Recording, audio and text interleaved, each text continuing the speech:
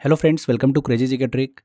दोस्तों, monthly current affair की हमारी सीरीज़ को आगे बढ़ाते हुए आज के इस वीडियो में हम डिस्कस करने वाले हैं मार्च मंथ के सभी इंपॉर्टेंट करंट अफेयर को। बहुत ही इंपॉर्टेंट वीडियो है, वीडियो को आप एंड तक ज़रूर देखिएगा। अगर आपको मंथली करंट अफेयर का PDF डाउनलोड करना है तो आप crazy GK trick application download कर लीजिए, वहाँ पर आपको ऑप्शन मिल जाएगा। इसी के अलावा डिस्क्रिप्शन बॉक्स में मैंने लिंक दे रखा है, वहाँ पर क्लिक कर भी आप PDF डाउनलोड कर सकते हैं। अगर आप फ्रेंड्स इस सीरीज़ के प्रीवियस वीडियो भी देखना चाहते हैं तो आप मंथली करंट अफेयर की प्लेलिस्ट फॉलो कर लीजिए, वहाँ पर आपको प्रीवियस मंथ के वीडियो भी मिल जाएंगे। तो चलिए बिना किसी देरी के हम लेक्चर को स्टार्ट करते हैं। देखिए, हमारा पहला इंपॉर्टेंट क्वेश्चन आता है, निम्नलिखित में से किसे एबेल पुरस्कार 2024 से सम्मानित किया गया है। वेरी वेरी इंपॉर्टेंट क्वेश्चन है। एबेल पुरस्कार जो है, सबसे पहले हम समझ लेते हैं कि ये क्या है। तो ये पुरस्कार जो है ये मैथमेटिक्स मतलब गणित के क्षेत्र में योगदान के लिए दिया जाता है। इस पुरस्कार को गणित का नोबेल भी कहा जाता है। किसके द्वारा यह पुरस्कार प्रदान किया जाता है? तो Norwegian academy of science and letters के द्वारा ये पुरस्कार जो है वो दिया जाता है। सबसे पहली बार 2003 में ये पुरस्कार जो है वो दिया गया था। किसे दिया गया था? जीन पियरे सेर को। और 2024 में हाल ही में अभी मिशेल टेलाग्रेंट को, जो कि French national centre for scientific research के गणित के एक रिसर्चर हैं, उन्हें यह पुरस्कार जो है probability theory and statistic process के उनके अनुसंधान के लिए एबेल पुरस्कार 2024 जो है वो दिया गया है। वेरी वेरी इंपॉर्टेंट, ध्यान रखिएगा किन्हें? मिशेल टेलाग्रेंट को। 2023 की बात करें तो ये पुरस्कार किसे दिया गया था? लुइस कैफ्रेली को दिया गया था। और 2024 में दिया गया है मिशेल टेलाग्रेंट को। नेक्स्ट क्वेश्चन लेते हैं। हाल ही में किसे नेशनल इन्वेस्टिगेशन एजेंसी NIA का महानिदेशक नियुक्त किया गया है? तो सबसे पहले हम समझ लेते हैं कि NIA है क्या। नेशनल इन्वेस्टिगेशन एजेंसी की बात करें तो भारत में आतंकवाद गतिविधियों को रोकने के लिए भारत सरकार द्वारा स्थापित एक संघीय जांच एजेंसी है, जिसकी स्थापना जो है दिसंबर 2008 में हुई थी, राष्ट्रीय जांच एजेंसी अधिनियम 2008 के तहत। और इसका मुख्यालय कहाँ पर है? भारत के नई दिल्ली में। अब बात करते हैं कि इस एजेंसी का महानिदेशक किसे नियुक्त किया गया है? Director general. तो महाराष्ट्र एंटी टेररिज्म स्क्वाड के प्रमुख सदानंद वसंत दाते को नेशनल इन्वेस्टिगेशन एजेंसी NIA का महानिदेशक नियुक्त किया गया है। सदानंद वसंत दाते महाराष्ट्र कैडर के 1990 बैच के IPS अधिकारी हैं। उन्हें दिनकर गुप्ता के स्थान पर NIA के महानिदेशक के रूप में नियुक्त किया गया है। यहाँ पर ये आंसर बिल्कुल सही होगा। अगला क्वेश्चन की तरफ चलते हैं। प्रधानमंत्री नरेंद्र मोदी को किस देश के सर्वोच्च नागरिक पुरस्कार order of the Druk Gyalpo से सम्मानित किया गया है? इंपॉर्टेंट है। हाल ही में प्रधानमंत्री नरेंद्र मोदी भूटान की यात्रा पर थे। उस दौरान प्रधानमंत्री नरेंद्र मोदी को भूटान देश के सर्वोच्च नागरिक पुरस्कार order of the Druk Gyalpo से सम्मानित किया गया है। ध्यान रखिएगा, भूटान का सर्वोच्च नागरिक पुरस्कार है। यहाँ पर सी आंसर बिल्कुल सही होगा। भूटान देश की बात करें तो दक्षिण एशिया में स्थित एक देश है जिसकी राजधानी क्या है? थिम्पू। क्लियर? आगे बढ़ते हैं। नेक्स्ट क्वेश्चन आता है हमारा, हरियाणा के चौधरी चरण सिंह कृषि विश्वविद्यालय के वैज्ञानिकों द्वारा किस फसल को प्रभावित करने वाली विचेस ब्रूम रोग की खोज की गई है? तो फ्रेंड्स, चौधरी चरण सिंह कृषि विश्वविद्यालय हरियाणा के वैज्ञानिकों ने मटर की फसल को प्रभावित करने वाले रोग विचेस ब्रूम की पहचान करी है। ये जरूर ध्यान रखिएगा, इंपॉर्टेंट है, ऐसा एग्जाम में पूछा जा सकता है। विचेस ब्रूम रोग जो है ये किस फसल का एक रोग है? तो किस फसल का है ये? मटर का एक रोग है। सी आंसर यहाँ पर सही होगा।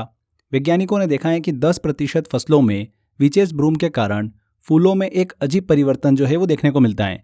कुछ क्षेत्रों में ये भी देखा गया है कि इसके उच्च संक्रमण के कारण फसल की पैदावार में गिरावट भी दर्ज की गई है। ध्यान रखिएगा फ्रेंड्स, विचेस ब्रूम रोग जो है ये किस फसल को प्रभावित करता है? मटर को। C answer. फ्रेंड्स, आगे बढ़ने से पहले आप सभी के लिए एक छोटी सी अपडेट है। आने वाले टाइम में हमको रेलवे के क्षेत्र में काफ़ी ज़्यादा भर्ती देखने को मिल रही है। तो रेलवे के लिए फ्रेंड्स एक टारगेट बेच जो है हमने आपके लिए प्लान किया है, जो कि 5 अप्रैल से स्टार्ट होने जा रहा है। NTPC, group D, RPF, constable, SI जैसे सभी रेलवे एग्जाम्स के लिए ये बैच हमने आपके लिए प्लान किया है, जिसमें आपको रेगुलर लाइव क्लासेस दी जाएगी, साथ ही साथ क्लास नोट्स मिलेंगे एंड आपको मॉक टेस्ट भी प्रोवाइड किए जाएंगे। तो सारी टीम जो है आपके लिए अच्छे से मेहनत कर रही है। थोड़ा सा डेडिकेशन आपको भी दिखाना है। बहुत नॉमिनल कॉस्ट पर ये कोर्स आपके लिए अवेलेबल है। मात्र 499 रुपीज़ में आप ये कोर्स ले सकते हैं। इस कोर्स को आप लेना चाहते हैं तो डिस्क्रिप्शन बॉक्स में मैंने लिंक दे रखा है, वहाँ पर क्लिक कर आप ज्वाइन कर सकते हैं। इसके अलावा रूट एप्लीकेशन पर भी आप इस कोर्स को ज्वाइन कर सकते हैं। तो एक छोटा सा अपडेट था आप सभी के लिए। ज़्यादा से ज़्यादा इसको शेयर करिएगा और ज़्यादा से ज़्यादा संख्या में ज्वाइन करिएगा। चलिए आगे बढ़ते हैं। नेक्स्ट क्वेश्चन है, निम्न में से कौन सा देश North Atlantic Treaty Organization NATO का 32वां सदस्य बना है? तो फ्रेंड्स, यूरोपियन देश जो है स्वीडन वो North Atlantic Treaty Organization NATO का 32वां सदस्य जो है वो बन गया है। वेरी वेरी इंपॉर्टेंट क्वेश्चन है, ये आने वाली एग्जाम में आपसे पूछा जा सकता है। कौन सा देश? स्वीडन। स्वीडन ने औपचारिक रूप से मई 2022 में नाटो में शामिल होने के लिए आवेदन किया था। मार्च 2023 में फिनलैंड देश North Atlantic Treaty Organization NATO का 31वां सदस्य बना था और उसके बाद हाल ही में अभी स्वीडन जो है वो 32वां सदस्य बना है नाटो का। अगर हम नाटो की बात करें तो ये एक सैन्य गठबंधन है जिसकी स्थापना 1949 में हुई थी। वर्तमान में इसके सदस्य कितने हो गए हैं? 32 हो गए हैं। और इस ऑर्गेनाइजेशन के वर्तमान में महासचिव कौन है? जेंस स्टोल्टेनबर्ग हैं। नाटो में एक खास चीज़ देखने को मिलती है कि अगर नाटो के किसी भी सदस्य पर हमला होता है तो सभी देशों पर हमला जो है वो माना जाता है। तो फ्रेंड्स ध्यान रखिएगा, नाटो का 32वां सदस्य कौन बना है? स्वीडन बना है। नेक्स्ट क्वेश्चन लेते हैं, किस उत्तर पूर्वी राज्य में सेला टनल बनाई गई है? वेरी वेरी इंपॉर्टेंट क्वेश्चन है। हाल ही में फ्रेंड्स प्रधानमंत्री नरेंद्र मोदी ने अरुणाचल प्रदेश के सेला टनल का उद्घाटन किया है। ये टनल जो है चीन सीमा पर बनाई गई है, जो कि बालीपारा चारदुआर तवांग सड़क का एक हिस्सा है। सेला टनल परियोजना की बात करें तो टनल निर्माण की घोषणा जो है वो केंद्र सरकार ने 2018 में की थी। ये टनल जो है कहाँ पर स्थित है? अरुणाचल प्रदेश के पश्चिम कामेंग जिले में स्थित है।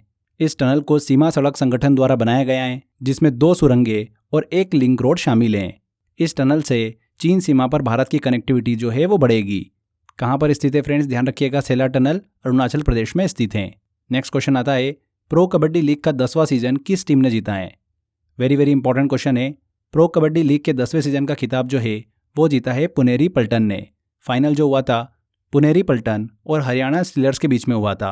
28-25 से हराकर पुनेरी पल्टन ने प्रो कबड्डी लीग के 10वें सीजन का खिताब जो है वो अपने नाम किया है। कुल 12 टीमों ने इस लीग में पार्टिसिपेट किया था।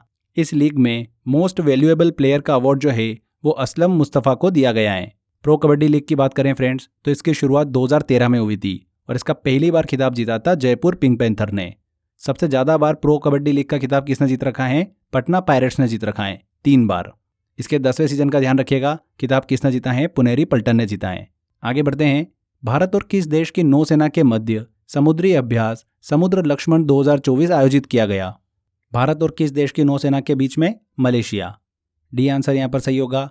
हाल ही में फ्रेंड्स 28 फरवरी से लेकर 2 मार्च के बीच में विशाखापट्टनम में इस समुद्री अभ्यास का आयोजन किया गया।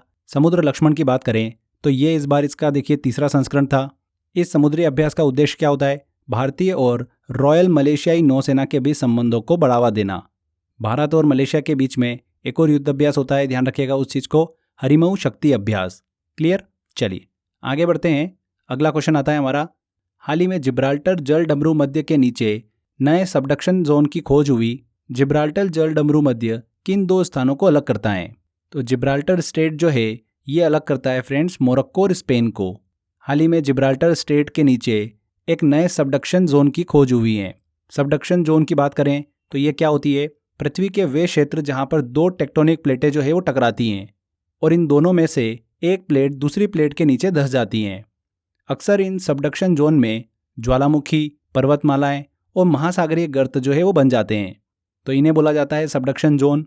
ध्यान रखिएगा, जिब्राल्टर स्ट्रेट के नीचे नए सबडक्शन जोन की हाल ही में खोज की गई हैं। जिब्राल्टर स्ट्रेट की बात करें तो ये मोरक्को और स्पेन को अलग करता है और ये भूमध्य सागर और अटलांटिक सागर को भी जोड़ता है। वेरी वेरी इंपॉर्टेंट है, सी आंसर यहाँ पर बिल्कुल सही होगा। शिग्मोत्सव किस राज्य का प्रमुख महोत्सव है? शिग्मोत्सव जो है ये देखिए बहुत बार एसएससी में भी क्वेश्चन पूछा गया है। किस राज्य का प्रमुख महोत्सव है? गोवा का। गोवा का एक लोकप्रिय त्यौहार है शिग्मोत्सव, जो कि फाल्गुन मार्च महीने की पूर्णिमा के दिन मनाया जाता है। इस महोत्सव को होली उत्सव के दौरान 14 दिनों तक मनाया जाता है। भारत देश में होली जो है वो अलग अलग जगह पर देखिए सेलिब्रेट की जाती है और अलग अलग क्षेत्रों में होली को अलग अलग नाम से सेलिब्रेट किया जाता है। उत्तर भारत में तो हम होली ही बोलते हैं इसको, असम में इसे देओल या फिर फगवा के नाम से जानते हैं, पश्चिम बंगाल में डोल यात्रा के नाम से, दक्षिण भारत में काम दहन के नाम से, महाराष्ट्र में सीमोगा, मणिपुर में याओसांग, ये इंपॉर्टेंट है एग्जाम में पूछा गया था, पंजाब में होला मोहल्ला, केरल में मंजल कुल्ली। तो इस तरीके से भारत के अंदर होली को अलग अलग नाम से सेलिब्रेट किया जाता है। इसके अलावा लट्ठमार होली जो है वो बहुत ही ज़्यादा देखिए प्रसिद्ध है, जो कि उत्तर प्रदेश के बरसाना में आयोजित की जाती हैं। तो ये चीज़ भी आप दिमाग में रखिएगा। आगे बढ़ते हैं फ्रेंड्स। हाल ही के दिनों में खबरों में रही मेकेदातु परियोजना किस नदी पर प्रस्तावित है? तो मेकेदातु परियोजना जो है ये एक बहुउद्देशीय परियोजना है जिसमें कर्नाटक के रामनगर जिले में कनकपुरा के पास में एक संतुलन जलाशय का निर्माण किया जाना है। मेकेदातु कावेरी नदियों और इसकी सहायक नदी अर्कावती के संगम पर स्थित एक गहरी घाटी है। इसका उद्देश्य क्या है? बेंगलुरु और पड़ोसी क्षेत्रों को पीने का पानी उपलब्ध कराना और 400 मेगावाट बिजली जो है वो पैदा करना है। किस नदी से संबंधित है ये? कावेरी नदी से संबंधित है। यहाँ पर हम कावेरी नदी की बात करें तो इसे तमिल में पोन्नी के नाम से जाना जाता है। यह दक्षिण भारत की चौथी सबसे बड़ी नदी है और दक्षिण भारत की एक पवित्र नदी के रूप में भी जाना जाता है। ये नदी जो है दक्षिण पश्चिमी कर्नाटक राज्य में पश्चिमी घाट के ब्रह्मगिरी पहाड़ी से निकलती हैं, कर्नाटक और तमिलनाडु राज्यों के माध्यम से दक्षिण पूर्व दिशा में बहती हैं। अगला क्वेश्चन लेते हैं। यूरोपीय देश आयरलैंड का प्रधानमंत्री किसे नियुक्त किया गया है? हाल ही में फ्रेंड्स अभी लियो वाराडर के आयरलैंड के प्रधानमंत्री पद से इस्तीफा देने के बाद साइमन हैरिस को आयरलैंड का नया प्रधानमंत्री नियुक्त किया गया है। साइमन हैरिस आयरलैंड के सबसे युवा प्रधानमंत्री बने हैं, जो कि आयरलैंड की फाइन गेल पार्टी के सदस्य हैं। आयरलैंड जो है ये एक यूरोपियन देश है जिसकी राजधानी क्या है? डबलिन है। नेक्स्ट क्वेश्चन लेते हैं। वन्य जीव संरक्षण अधिनियम की किस अनुसूची के तहत हाथियों को सूचीबद्ध किया गया है? देखिए फ्रेंड्स, हाल ही में अभी केंद्र ने बंदी हाथी नियम 2024 नामक नियमों का एक सेट जो है वो अधिसूचित किया है। ये नियम क्या बताते हैं कि हाथियों को राज्यों के भीतर या फिर राज्यों के बीच स्थानांतरित किस तरीके से किया जा सकता है, तो इसीलिए सुर्खियों में है। ध्यान रखिएगा फ्रेंड्स, वन्य जीव संरक्षण अधिनियम के प्रावधानों के अनुसार हाथी जो है ये अनुसूची वन की प्रजाति है। वह जंगली हो या फिर बंदी, किसी भी परिस्थिति में कब्जा या फिर व्यापार उनका नहीं किया जा सकता है। अधिनियम की धारा 12 और अनुसूची वन जानवरों को शिक्षा और वैज्ञानिक अनुसंधान जैसे कि विशेष उद्देश्यों के लिए स्थानांतरित करने की अनुमति जो है वो प्रदान करती हैं। तो ध्यान रखिएगा फ्रेंड्स, हाल ही के दिनों में सुर्खियों में था वन्य जीव संरक्षण अधिनियम की किस अनुसूची के तहत हाथियों को सूचीबद्ध किया गया है? अनुसूची वन के तहत। अगला क्वेश्चन लेते हैं। ग्रेट इंडियन बस्टर्ड के संदर्भ में कौन सा कथन सत्य है? इंपॉर्टेंट क्वेश्चन है। देखिए फ्रेंड्स, ग्रेट इंडियन बस्टर्ड की बात करें सबसे पहले हम, तो ये एक राजस्थान का राजकीय पक्षी है और भारत का सबसे गंभीर रूप से लुप्त प्राय पक्षी भी माना जाता है। ग्रेट इंडियन बस्टर्ड की बात करें तो IUCN की रेड लिस्ट में इसे शामिल किया गया है और ये वन्य जीव संरक्षण अधिनियम 1972 के अनुसूची वन में शामिल है। अभी ये सुर्खियों में क्यों था? भारत के मुख्य न्यायाधीश DY चंद्रचूड़ की अगुवाई वाली पीठ ने ग्रेट इंडियन बस्टर्ड की सुरक्षा से संबंधित मामलों से निपटने के लिए हाल ही में एक आदेश पारित किया है। साथ ही ग्रेट इंडियन बस्टर्ड के संरक्षण के लिए सुप्रीम कोर्ट ने विशेष समिति की नियुक्ति भी करी है। इस समिति से संरक्षण के लिए गठित समिति से जुलाई तक रिपोर्ट देने की बात भी कही है। इसीलिए देखिए सुर्खियों में है ये जरूर ध्यान रखिएगा कि राजस्थान का एक राजकीय पक्षी है। अब देखिए यहाँ पर ऑप्शन देखते हैं। पहला देखिए बोला है कि राजस्थान का राजकीय पक्षी है, बिल्कुल सही। इसे IUCN के रेड लिस्ट में संकटाग्रस्त के रूप में सूचीबद्ध किया गया है, बिल्कुल सही। हाल ही में सुप्रीम कोर्ट ने इसके संरक्षण के लिए एक विशेष समिति का गठन किया है, ये पॉइंट भी बिल्कुल सही है। तो उपरोक्त सभी कथन सही होंगे, सी आंसर यहाँ पर सही होगा। चर्चित फ्रांसिस स्कॉट की ब्रिज जो है ये किस देश में स्थित हैं? तो फ्रेंड्स, हाल ही के दिनों में अभी अमेरिका के मैरीलैंड के बाल्टीमोर में फ्रांसिस स्कॉट की ब्रिज से एक कंटेनर जहाज जो है वो टकरा गया था, इसीलिए काफ़ी ज़्यादा सुर्खियों में है ये। फ्रांसिस स्कॉट की ब्रिज की बात करें तो ये अमेरिका की पटाप्सको नदी पर बना हुआ था। इस पुल की कुल लंबाई है वो 1.6 मील है, मतलब 2632 मीटर है। हाल ही के दिनों में काफ़ी ज़्यादा सुर्खियों में था। ध्यान रखिएगा, फ्रांसिस स्कॉट की ब्रिज जो है किस देश में स्थित है? अमेरिका में। अगला क्वेश्चन आता है। 8 मार्च को अंतर्राष्ट्रीय महिला दिवस मनाया जाता है। अंतर्राष्ट्रीय महिला दिवस 2024 की थीम क्या है? तो फ्रेंड्स, इस बार देखिए 8 मार्च को अंतर्राष्ट्रीय महिला दिवस मनाया गया। 2024 में इसकी थीम क्या थी? Inspire inclusion. बी आंसर यहाँ पर सही होगा। 1975 में संयुक्त राष्ट्र ने पहली बार आधिकारिक रूप से अंतर्राष्ट्रीय महिला दिवस को मान्यता दी थी। इसका उद्देश्य क्या है? महिलाओं की उपलब्धियों का सम्मान करना, महिलाओं की समानता के बारे में जागरूकता बढ़ाना और लैंगिक असमानताओं को समाप्त करना। ध्यान रखिएगा, 8 मार्च को मनाया जाता है इंटरनेशनल वुमेन्स डे। 2024 में इस दिवस की थीम थी इंस्पायर इंक्लूजन। अगला क्वेश्चन आता है। Book solving the sun a novel किसके द्वारा लिखी गई है? किसके द्वारा देखिए लिखी गई पुस्तकें? लक्ष्मी मुदेश्वर पुरी के द्वारा। संयुक्त राष्ट्र की पूर्व सहायक महासचिव लक्ष्मी मुदेश्वर पुरी ने अपनी पहली पुस्तक जो है swallowing the sun a novel launch की है। यह बुक जो है भारतीय स्वतंत्रता के समय पर आधारित है। इस बुक में महिला सशक्तिकरण और सांस्कृतिक विरासत पर चर्चा की गई है। ध्यान रखिएगा, किसके द्वारा लिखी गई पुस्तकें? लक्ष्मी मुदेश्वर पुरी के द्वारा। चर्चित शब्दावली जूस जैकिंग किससे संबंधित हैं? तो फ्रेंड्स, हाल ही में भारतीय रिजर्व बैंक आरबीआई ने जूस जैकिंग को लेकर मोबाइल फ़ोन यूज़र के लिए एक चेतावनी जो है वो जारी करी है। जूस जैकिंग क्या है? साइबर हमले से संबंधित एक शब्दावली है। यहाँ पर साइबर हमले, साइबर अटैक से रिलेट करती है। बी आंसर बिल्कुल सही होगा। जूस जैकिंग की बात करें तो हैकर जो होता है वो सार्वजनिक केबल या फिर यूएसबी पोर्ट में मालवेयर लगाकर लोगों का गोपनीय डाटा जो है वो चुरा लेता है। ये क्या करते हैं, जो पब्लिक प्लेस होती है जैसे रेलवे स्टेशन, एयरपोर्ट, होटल, यहाँ पर मोबाइल, टैबलेट या लैपटॉप की बैटरी खत्म होता देखते ही चार्जिंग केबल या फिर यूएसबी पोर्ट से ये लोगों का गोपनीय डेटा जो है वो चुरा लेते हैं। इनसे कैसे बचा जा सकता है? सार्वजनिक स्थानों पर सार्वजनिक केबल या फिर यूएसबी पोर्ट का इस्तेमाल नहीं करना। तो ध्यान रखिएगा, जूस जैकिंग से रिलेटेड अभी हाल ही में आरबीआई ने एक चेतावनी जारी करी है। किससे संबंधित शब्दावली है ये? साइबर अटैक से संबंधित है। B answer. सीमा सुरक्षा बल बीएसएफ की पहली महिला स्नाइपर कौन बनी है? तो कौन बनी है फ्रेंड्स? सुमन कुमारी जो है वो बीएसएफ की पहली महिला स्नाइपर बनी है।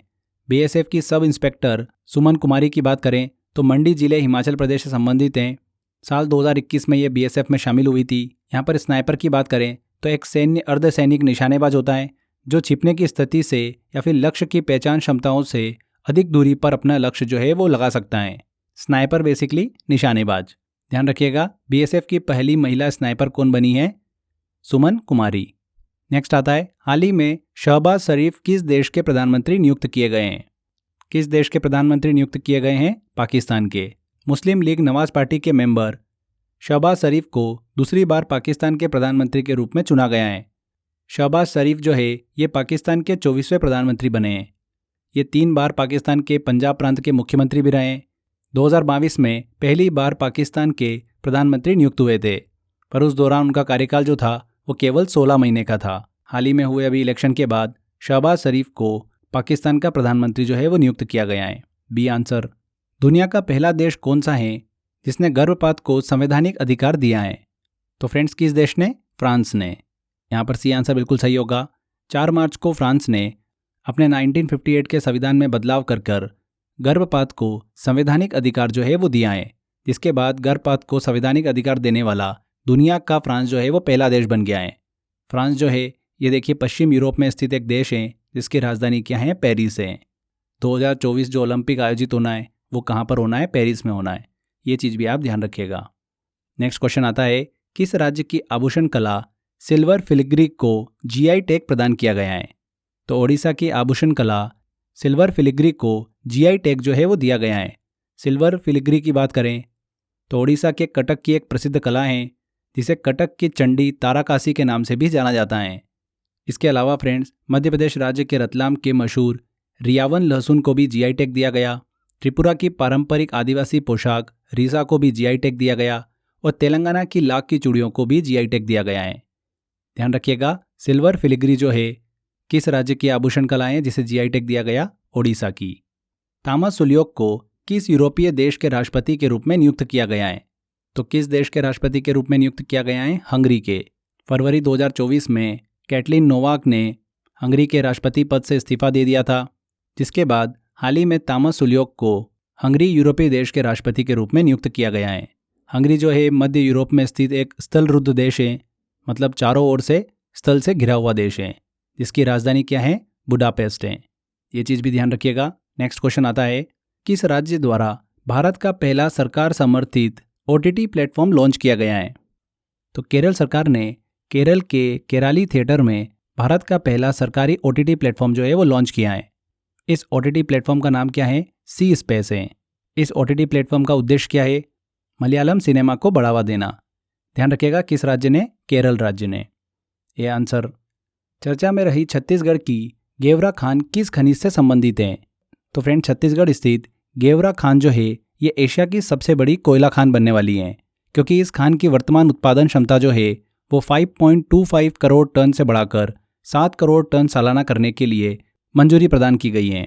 गेवरा खान की बात करें तो कोल इंडिया की सहायक company south eastern cold field limited की खान है, जो कि दुनिया की चौथी सबसे बड़ी कोयला खान है। इस खदान की लंबाई जो है लगभग 10 किलोमीटर और चौड़ाई जो है वो 4 किलोमीटर है। ध्यान रखिएगा, गेवरा खान जो है किस खनिज से संबंधित है?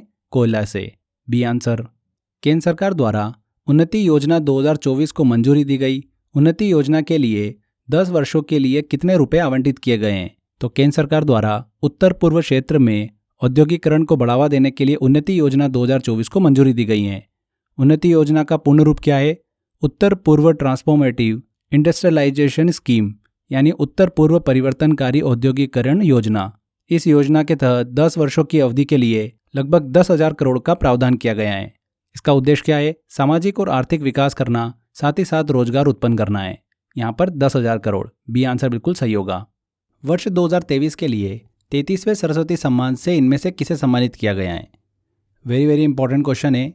सरस्वती सम्मान जो है ये साहित्य में योगदान के लिए दिया जाता है। भारतीय संविधान की 22 भाषाओं में ये पुरस्कार जो है वो दिया जाता है। इसकी शुरुआत कब हुई थी? 1991 में इसकी शुरुआत हुई थी। वर्ष 2023 के लिए 33वें सरस्वती सम्मान से यहाँ पर प्रभा वर्मा को सम्मानित किया गया है। किसे? प्रभा वर्मा को। प्रभा वर्मा को वर्ष 2013 से 2022 के दौरान साहित्य में योगदान के लिए ये पुरस्कार जो है वो दिया गया है। प्रभा वर्मा जो है ये केरल राज्य से संबंधित हैं। उनके काव्य संग्रह रुद्र सात्विकम के लिए उन्हें यह सम्मान जो है वो दिया गया है। सी आंसर बिल्कुल सही होगा। फ्रेंड्स ध्यान रखिएगा, सरस्वती सम्मान जो है ये के बिरला फाउंडेशन के द्वारा दिया जाता है। पहली बार देखिए ये पुरस्कार जो है 1991 में हरिवंश राय बच्चन को दिया गया था। और अगर हम पिछले साल बात करें 2022 के लिए तो शिव शंकरी को सूर्यवंशम आत्मकथा के लिए 32वां सरस्वती सम्मान जो है वो दिया गया था। तो ये चीज़ भी आप ध्यान रखिएगा। नेक्स्ट क्वेश्चन पे चलते हैं। पेरिस ओलंपिक 2024 के ओपनिंग सेरेमनी में भारत के ध्वजवाहक कौन हैं? तो हाल ही में ही फ्रेंड्स भारतीय ओलंपिक संघ ने घोषणा की है कि पेरिस ओलंपिक की ओपनिंग सेरेमनी में भारतीय ध्वजवाहक जो होंगे वो टेबल टेनिस खिलाड़ी अचंता शरद कमल होंगे। अचंता शरद कमल जो है ओलंपिक में भारत के 19वें ध्वजवाहक होंगे। यहाँ पर बी आंसर बिल्कुल सही होगा। जो पेरिस ओलंपिक 2024 की हम बात कर रहे हैं इसका आयोजन 26 जुलाई से 11 अगस्त 2024 के बीच में होना है। कहाँ पर होगा ये? फ्रांस की राजधानी पेरिस में। इसके अलावा भारतीय ओलंपिक संघ ने मुक्केबाज MC मैरी कॉम को पेरिस ओलंपिक में भारतीय दल की प्रमुख जो है वो नियुक्त किया है। शेफडी मिशन। यहाँ पर एक चीज़ और ध्यान रखिएगा, एथलीट पुरमा बनर्जी जो है वो 1920 में जो एंटवर्प ओलंपिक हुआ था उसमें भारत की पहली ओलंपिक ध्वजवाहक थी। अभी रिसेंटली एग्जाम में भी क्वेश्चन पूछा गया था कि भारत की पहली ओलंपिक ध्वजवाहक कौन थी, तो ध्यान रखिएगा कौन थी? पुरमा बनर्जी। ये भी बहुत ही इंपॉर्टेंट है। 2020 में जो ओलंपिक हुआ था टोक्यो ओलंपिक, वहाँ पर बॉक्सिंग खिलाड़ी मैरी कॉम और पूर्व भारतीय पुरुष हॉकी टीम के कप्तान मनप्रीत सिंह जो थे वो भारतीय ध्वजवाहक थे। इस बार 2024 में किसे बनाया है? अचंता शरद कमल को। अचंता शरद कमल किस खेल से संबंधित हैं ये भी ध्यान रखिएगा, टेबल टेनिस से संबंधित हैं। अचंता शरद कमल को 2022 में भारत सरकार के द्वारा खेल रत्न पुरस्कार से भी सम्मानित किया गया था, मतलब मेजर ध्यानचंद खेल रत्न पुरस्कार से। नेक्स्ट क्वेश्चन लेते हैं। मद्रास संगीत अकादमी ने किस कर्नाटक संगीतकार को संगीत कलानिधि पुरस्कार 2024 से सम्मानित किया है? तो फ्रेंड्स मद्रास संगीत अकादमी ने 2024 के लिए संगीत कलानिधि पुरस्कार और नृत्य कलानिधि पुरस्कार जो है वो देने की घोषणा की है। संगीत कलानिधि पुरस्कार 2024 की बात करें तो TM कृष्णा को, जो कि एक कर्नाटक संगीतकार हैं, उन्हें ये पुरस्कार देने की घोषणा की गई है। नृत्य कलानिधि पुरस्कार 2024 की बात करें तो नीना प्रसाद, जो कि मोहिनीअट्टम नर्तक हैं, उन्हें नृत्य कलानिधि पुरस्कार 2024 देने की घोषणा की गई है। यहाँ पर क्या पूछा जा रहा है? संगीत कलानिधि पुरस्कार। तो TM कृष्णा बिल्कुल सही आंसर होगा, ए आंसर। TM कृष्णा की बात करें फ्रेंड्स तो कर्नाटक संगीतकार हैं। 2016 में इन्हें रेमन मैग्सेसे पुरस्कार भी प्रदान किया गया था, वेरी वेरी इंपॉर्टेंट है। वहीं नीना प्रसाद की बात करें तो ये मोहिनीअट्टम नर्तक हैं जिन्हें वर्ष 2021 में संगीत नाट्य अकादमी पुरस्कार जो है वो दिया गया है। कलानिधि पुरस्कार जो होते हैं फ्रेंड्स ये कला के क्षेत्र में प्रदान किए जाते हैं। क्लियर? चलिए नेक्स्ट क्वेश्चन लेते हैं। नवरोज या फिर नौरोज का त्यौहार किस समुदाय के नववर्ष के रूप में मनाया जाता है? तो फ्रेंड्स नवरोज त्यौहार जो है किस समुदाय के नववर्ष के रूप में मनाया जाता है? पारसियों के। पारसियों का पहला नवरोज जो है 20 और 21 मार्च 2024 को मनाया गया। इसी के साथ साथ साल का दूसरा नवरोज जो है वो 16 अगस्त 2024 को मनाया जाएगा। नवरोज जो है दो पारसी शब्दों नव और रोज से मिलकर बना हुआ है, जिसका अर्थ क्या होता है? नया दिन। नवरोज त्यौहार से पारसी नव वर्ष की शुरुआत मानी जाती है। पारसी त्यौहार की बात करें तो नवरोज का पर्व फारस के राजा जमशेद की याद में मनाया जाता है। यहाँ पर बी आंसर बिल्कुल सही होगा, पारसी। अगला क्वेश्चन लेते हैं। United Nation Development Programme UNDP द्वारा जारी की गई लैंगिक असमानता सूचकांक 2022 में भारत की रैंक क्या है? तो United Nation Development Programme UNDP द्वारा लैंगिक असमानता सूचकांक 2022 जो है वो जारी किया गया। लैंगिक असमानता सूचकांक जो है 3 आयामों में महिलाओं और पुरुषों के बीच जो है उपलब्धियों में असमानता को दर्शाता है। प्रजनन, स्वास्थ्य, सशक्तिकरण और श्रम बाजार। 2022 के इस इंडेक्स में कुल देश जो है वो 193 देश जो है वो शामिल किए गए थे, जिसमें भारत को जो रैंक मिली है वो कौन सी मिली है? 108। सी आंसर यहाँ पर सही होगा। 2021 के रैंकिंग की बात करें तो भारत की उस समय रैंक थी 122। वहाँ से जंप कर भारत जो है वो 108 पायदान पे पहुँच गया है। टॉप 3 कंट्रीज़ की बात करें तो पहले स्थान पर डेनमार्क को रखा गया है, दूसरे स्थान पर नॉर्वे को और तीसरे स्थान पर रखा गया है स्विट्जरलैंड को। तो यहाँ पर सी आंसर बिल्कुल सही होगा, 108। नेक्स्ट क्वेश्चन लेते हैं। इनमें से किसे अखिल भारतीय शतरंज महासंघ के अध्यक्ष के रूप में चुना गया है? तो फ्रेंड्स, नितिन नारंग को हाल ही में भारतीय शतरंज महासंघ के अध्यक्ष के रूप में चुना गया है, AICF के रूप में, ऑल इंडिया चेस फेडरेशन। और AICF के ये सबसे युवा अध्यक्ष बने हैं, नितिन नारंग। बी आंसर सही होगा। नितिन नारंग की बात करें तो हरियाणा राज्य से AICF के अध्यक्ष बनने वाले ये पहले व्यक्ति हैं। इन्होंने किनका स्थान लिया है? संजय कपूर का स्थान लिया है। AICF की बात कर रहे हैं हम यहाँ पर, ऑल इंडिया चेस फेडरेशन की, तो इसकी स्थापना 1951 में हुई थी। अगर हम विश्व स्तर पर शतरंज के संघ की बात करें तो वो है FIDE, अंतर्राष्ट्रीय शतरंज संघ, जिसकी स्थापना 1924 में हुई थी पेरिस में। और इसके अध्यक्ष कौन है? अर्केडी दोरकोविच, जो कि रशिया से आते हैं। नेक्स्ट क्वेश्चन लेते हैं। वुमेन्स प्रीमियर लीग के सीजन 2 का खिताब दिल्ली कैपिटल को हराकर किस टीम ने जीता है? तो फ्रेंड्स, नई दिल्ली के अरुण जेटली स्टेडियम में खेले गए फाइनल मुकाबले में दिल्ली कैपिटल को 8 विकेट से हराकर रॉयल चैलेंजर्स बेंगलोर ने वुमेन्स प्रीमियर लीग के सीजन 2 का खिताब जो है वो अपने नाम किया है। किसने करा है? रॉयल चैलेंजर्स बेंगलोर ने। C answer. इस लीग में कुल 5 टीमों ने पार्टिसिपेट किया था और खिताब जो है वो अपने नाम किया है रॉयल चैलेंजर्स बेंगलोर ने। वुमेन्स प्रीमियर लीग की बात करें तो इसकी शुरुआत 2023 में हुई थी और इसके पहले एडिशन का खिताब जो है वो मुंबई ने अपने नाम किया था और दूसरे एडिशन का खिताब किसने अपने नाम किया है? रॉयल चैलेंजर्स बेंगलोर ने। नेक्स्ट क्वेश्चन लेते हैं। चर्चा में रहा पॉपीकोंडा राष्ट्रीय उद्यान किस राज्य में स्थित है? तो फ्रेंड्स, पॉपीकोंडा राष्ट्रीय उद्यान जो है ये भारत के उत्तर पूर्वी घाट में स्थित है।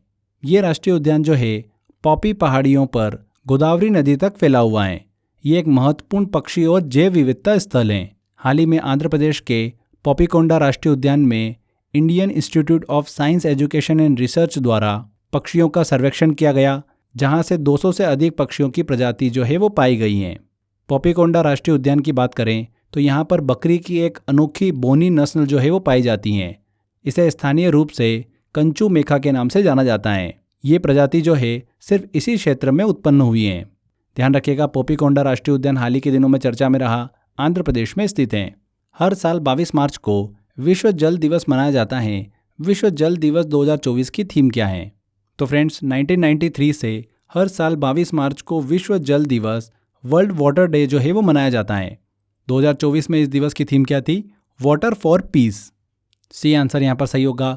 इस दिवस को मनाए जाने का उद्देश्य क्या है? पानी के महत्व के लिए लोगों को जागरूक करना और हर जीव को स्वच्छ पानी जो है वो उपलब्ध कराना है। ध्यान रखिएगा, इसी से एक दिन पहले 21 मार्च को अंतर्राष्ट्रीय वन दिवस जो है वो मनाया जाता है। 22 मार्च को मनाया जाता है वर्ल्ड वाटर डे और 2024 में इस दिवस की थीम थी water for piece. All India radio का महानिदेशक किसे नियुक्त किया गया है? तो फ्रेंड्स, हाल ही में अभी मौसमी चक्रवर्ती को ऑल इंडिया रेडियो का महानिदेशक जो है वो नियुक्त किया है। मौसमी चक्रवर्ती को वसुधा गुप्ता के स्थान पर नियुक्त किया गया है। मौसमी चक्रवर्ती की बात करें तो ये 1991 बैच की भारतीय सूचना सेवा के अधिकारी हैं। यहाँ पर मौसमी चक्रवर्ती बिल्कुल सही आंसर होगा। अगला क्वेश्चन आता है, ग्लोबल ह्यूमन डेवलपमेंट इंडेक्स 2022 में भारत की रैंक क्या है? तो फ्रेंड्स, हाल ही में ही अभी UNDP द्वारा ग्लोबल ह्यूमन डेवलपमेंट इंडेक्स 2022 की रैंकिंग जारी की गई, मतलब मानव विकास सूचकांक की। यह रैंकिंग जो है जीवन प्रत्यक्षता, शैक्षिक प्राप्ति और प्रति व्यक्ति आय पर बेस्ड होती हैं।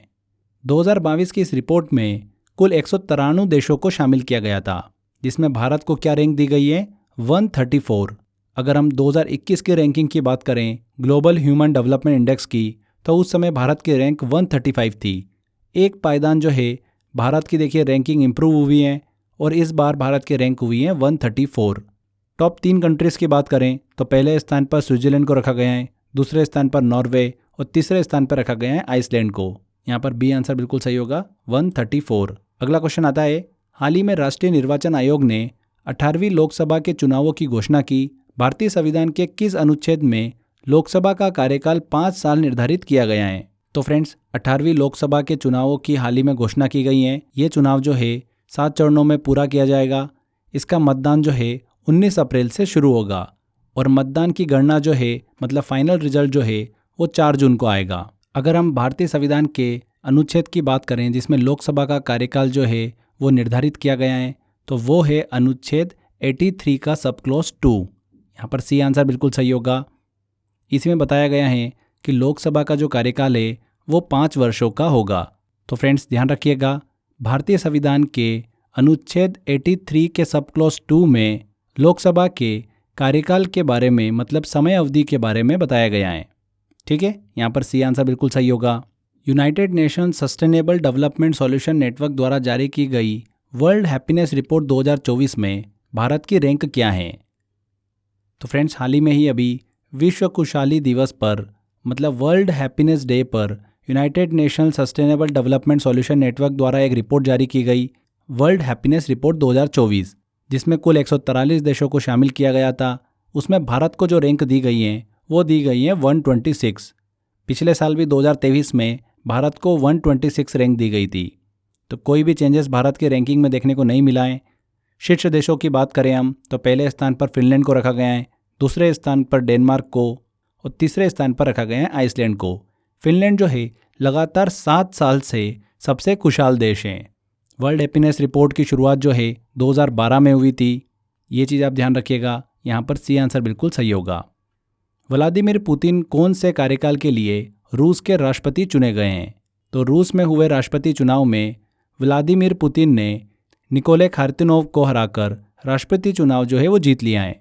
इसी जीत के साथ ही व्लादिमीर पुतिन जो है वो रूस के 5वें कार्यकाल के लिए राष्ट्रपति चुने गए हैं, तो 5th टर्म के लिए। बी आंसर यहाँ पर सही होगा। पहली बार व्लादिमीर पुतिन जो है वो साल 2000 में रूस के राष्ट्रपति बने थे।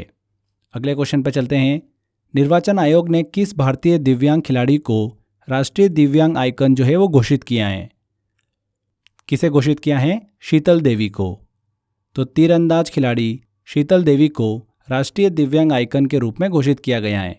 किस राज्य से आती हैं शीतल देवी? जम्मू एंड कश्मीर से। 2022 एशियाई पैरा खेलों में इन्होंने 2 गोल्ड और 1 सिल्वर जो है वो अपने नाम किया था। इसी के साथ साथ 2023 अर्जुन पुरस्कार से भी इन्हें सम्मानित किया गया था। वर्ष 2023 में एशियाई पैरालंपिक समिति द्वारा इन्हें सर्वश्रेष्ठ युवा एथलीट के रूप में भी चुना गया था। ध्यान रखिएगा फ्रेंड्स, निर्वाचन आयोग ने शीतल देवी को राष्ट्रीय दिव्यांग आइकन के रूप में घोषित किया है। उत्कृष्ट महिला पत्रकार के लिए चमेली देवी जैन पुरस्कार 2024 से किसे सम्मानित किया गया है? तो उत्कृष्ट महिला पत्रकार के लिए चमेली देवी जैन पुरस्कार संयुक्त रूप से ग्रीष्मा कुठार और रितिका चोपड़ा को प्रदान किया गया है। ग्रीष्मा कुठार एक स्वतंत्र पत्रकार हैं, वहीं रितिका चोपड़ा जो है इंडियन एक्सप्रेस की पत्रकार हैं। चमेली देवी जैन पुरस्कार की बात करें फ्रेंड्स तो महिला पत्रकार को ये पुरस्कार जो है वो दिया जाता है। पहली बार 1981 में ये पुरस्कार जो है वो दिया गया था। ये आंसर सही होगा। स्विस संगठन की विश्व वायु गुणवत्ता रिपोर्ट 2023 के अनुसार दुनिया की सबसे प्रदूषित राजधानी कौन सी है? तो स्विस संगठन की 6वीं विश्व वायु गुणवत्ता रिपोर्ट 2023 जो है वो जारी की गई। इस रिपोर्ट में 134 देशों को शामिल किया गया था, जिसमें दुनिया के सबसे प्रदूषित देशों और शहरों की सूची जो है वो जारी की गई है। सबसे प्रदूषित देशों की बात करें तो पहले स्थान पर बांग्लादेश को रखा गया है, दूसरे स्थान पर पाकिस्तान और तीसरे स्थान पर रखा गया है भारत को। वहीं अगर सबसे प्रदूषित राजधानी की बात करें तो पहले स्थान पर नई दिल्ली को रखा गया है। साल 2018 से लगातार चौथी बार दुनिया की सबसे प्रदूषित राजधानी है। कौन सी? दिल्ली। सबसे प्रदूषित शहर की बात करें तो बिहार का बेगूसराय है। इस रिपोर्ट में दुनिया के शीर्ष 10 सबसे प्रदूषित शहर जो है मध्य और दक्षिण एशिया में स्थित हैं। यहाँ पर ए आंसर सही होगा, दिल्ली। अगला क्वेश्चन आता है, हाल ही में वर्ष 2021-22 के लिए रामनाथ गोयनका पुरस्कार प्रदान किए गए। रामनाथ गोयनका पुरस्कार किस क्षेत्र में प्रदान किए जाते हैं? तो वर्ष 2021 और 22 के लिए पत्रकारिता क्षेत्र के लिए दिए जाने वाला प्रसिद्ध पुरस्कार रामनाथ गोयनका पुरस्कार जो है वो दिया गया है। ये पुरस्कार जो है 2 श्रेणी में प्रिंट मीडिया और ब्रॉडकास्टिंग मीडिया के लिए दिया जाता है। तो प्रिंट मीडिया में बात करें तो 2021 के लिए कृति दुबे को दिया गया, वहीं 2022 के लिए आनंद चौधरी को ये पुरस्कार जो है वो दिया गया है। ब्रॉडकास्टिंग श्रेणी में बात करें तो 2021 के लिए जुगल पुरोहित को दिया गया और 2022 के लिए हृदयेश जोशी को ये पुरस्कार जो है वो दिया गया है। ध्यान रखिएगा, रामनाथ गोयनका पुरस्कार जो है ये पत्रकारिता के क्षेत्र में, जर्नलिज्म के क्षेत्र में दिया जाता है। D answer. 71वें मिस वर्ल्ड प्रतियोगिता विजेता क्रिस्टीना पिज़्कोवा किस देश से संबंधित हैं? तो फ्रेंड्स, 71वें मिस वर्ल्ड प्रतियोगिता का आयोजन जो है जियो वर्ल्ड कन्वेंशन सेंटर मुंबई में हुआ। ये दूसरी बार था जब मिस वर्ल्ड प्रतियोगिता का आयोजन भारत में किया गया था। इससे पहले साल 1996 में भारत में मिस वर्ल्ड प्रतियोगिता का आयोजन किया गया था। इस प्रतियोगिता में भारत का नेतृत्व जो कर रही थी वो कौन कर रही थी? सीनी शेट्टी। ध्यान रखिएगा, 71वें मिस वर्ल्ड का खिताब जो है वो किसने अपने नाम किया है? क्रिस्टीना पिज़्कोवा ने। किस देश से संबंधित हैं ये? चेक रिपब्लिक से संबंधित हैं। इनसे पहले जो 70वीं मिस वर्ल्ड थी कैरोलिना ब्लावस्का, उन्होंने क्रिस्टीना को ताज पहनाया है। ये चीज़ भी ध्यान रखिएगा कि 70वीं मिस वर्ल्ड जो थी वो कौन थी? कैरोलिना ब्लावस्का। किस देश से संबंधित है? पोलैंड से। अगर हम बात करें कि वो भारतीय जिन्होंने मिस वर्ल्ड प्रतियोगिता जो है वो जीती है, तो ऐसे कितनी भारतीय है? ध्यान रखिएगा, 6 है। 1966 में जीता था रीता फारिया ने मिस वर्ल्ड का खिताब। उसके बाद 1994 में ऐश्वर्या राय ने, फिर 1997 में डायना हेडन ने, 1999 में युक्ता मुखी ने, सन 2000 में प्रियंका चोपड़ा ने और 2017 में मानुषी छिल्लर ने।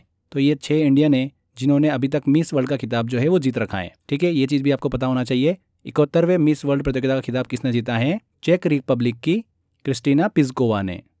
अगला क्वेश्चन लेते हैं। असम राज्य में नरेंद्र मोदी ने स्टैच्यू ऑफ वेल्लोर का अनावरण किया। स्टैच्यू ऑफ वेल्लोर किसको समर्पित है? हाल ही में प्रधानमंत्री जो है वो असम दौरे पर थे।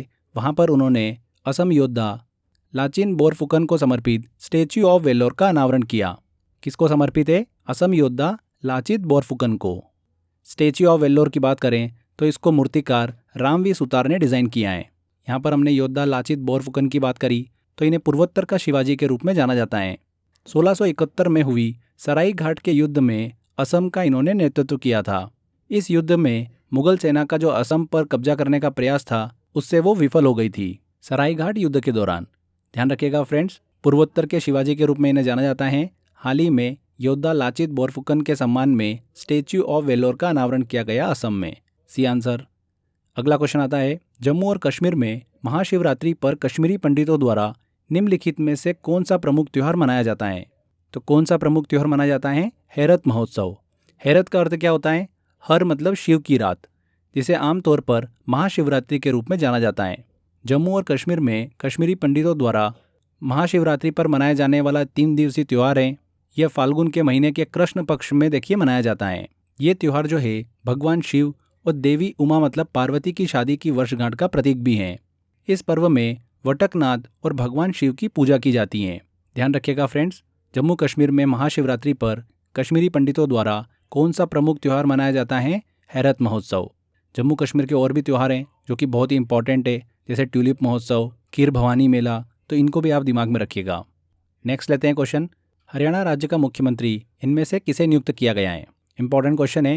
देखिए फ्रेंड्स, हाल ही में हरियाणा राज्य में बीजेपी और जननायक जनता पार्टी जो है जेजेपी, उनका गठबंधन जो है वो समाप्त हो गया है और हरियाणा के मुख्यमंत्री जो थे मनोहर लाल खट्टर, उन्होंने अपने पद से इस्तीफा दे दिया है।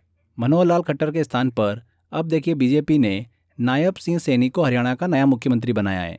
तो ध्यान रखिएगा, नायब सिंह सैनी जो है ये हरियाणा के वर्तमान में मुख्यमंत्री हैं और हरियाणा के राज्यपाल कौन है? बंडारू दत्तात्रेय हैं। उन्होंने ही मुख्यमंत्री पद की इन्हें शपथ दिलाई है। यहाँ पर यह चीज़ भी ध्यान रखिएगा कि ये हरियाणा के 11वें मुख्यमंत्री के रूप में नियुक्त हुए हैं। इनसे पहले जो है 10 व्यक्ति जो है वो हरियाणा के मुख्यमंत्री रह चुके हैं। 11वें कौन है? नायब सिंह सैनी। अगर हम हरियाणा के पहले मुख्यमंत्री की बात करें तो वो कौन थे? भगवत दयाल शर्मा। ठीक है, चलिए आगे बढ़ते हैं, अगला क्वेश्चन लेते हैं। हाल ही में सुधा मूर्ति को राज्यसभा के लिए मनोनीत किया गया। इन्हें किस वर्ष पद्म भूषण दिया गया था? इंपॉर्टेंट क्वेश्चन है। देखिए, इन्फोसिस फाउंडेशन की पूर्व अध्यक्ष हैं सुधा मूर्ति उन्हें अंतर्राष्ट्रीय महिला दिवस पर उन्हें राज्यसभा के लिए मनोनीत किया गया था। सुधा मूर्ति जो है वो देश की जानी मानी समाज सेविका के साथ साथ लेखिका भी हैं। सुधा मूर्ति को 2023 में राष्ट्रपति ने उनके सामाजिक कार्यों के लिए पद्म भूषण से सम्मानित किया था। कब किया था? 2023 में। यहाँ पर यही पूछा जा रहा है, बी आंसर बिल्कुल सही होगा। आगे बढ़ने से पहले आप सभी के लिए एक इंपॉर्टेंट अपडेट है। क्रेजी जीके ट्रिक की करंट अफेयर की बुक शंखनाद को अगर आपने अभी तक ऑर्डर नहीं किया है तो आप ऑर्डर कर सकते हैं। हिंदी और इंग्लिश दोनों मीडियम में ये बुक अवेलेबल है। अगर आप ये बुक ऑर्डर करते हैं तो इस बुक के साथ साथ आपको 10,000 करंट अफेयर की टेस्ट सीरीज़ जो है ये बिल्कुल फ्री ऑफ कॉस्ट मिलती है। तो काफ़ी स्टूडेंट जो है वो ऑर्डर कर चुके हैं और टेस्ट सीरीज़ जो है वो ज्वाइन भी कर चुके हैं। तो जिन भी स्टूडेंट्स ने अभी तक ऑर्डर नहीं किया है तो कर सकते हैं। लिंक मैंने डिस्क्रिप्शन बॉक्स में दे रखा है और कमेंट बॉक्स में भी पिन कर रखा है। चलिए आते हैं वापस लेक्चर पे। किस फिल्म को 96वें अकादमी पुरस्कार 2024 में बेस्ट पिक्चर के लिए ऑस्कर अवार्ड जो है वो दिया गया है? देखिए फ्रेंड्स, ऑस्कर अवार्ड से रिलेटेड मैंने एक डेडिकेटेड वीडियो आपके लिए बना रखा है। ट्रिक से मैंने आपको सारे अवार्ड विनर का नाम जो है वो याद करा रखा है। अगर आपने वो वीडियो नहीं देखा है तो देख लीजिए। डिस्क्रिप्शन बॉक्स में मैंने लिंक दे रखा है या फिर चैनल पे भी आप सर्च करेंगे आपको मिल जाएगा। यहाँ पर देखिए बेस्ट पिक्चर की बात कर रहे हैं तो किसे दिया गया है बेस्ट पिक्चर का अवार्ड? ओपेनहाइमर को दिया है। ए आंसर यहाँ पर सही होगा। नेक्स्ट क्वेश्चन आता है, राष्ट्रीय अनुसूचित जाति का अध्यक्ष किसे नियुक्त किया गया है?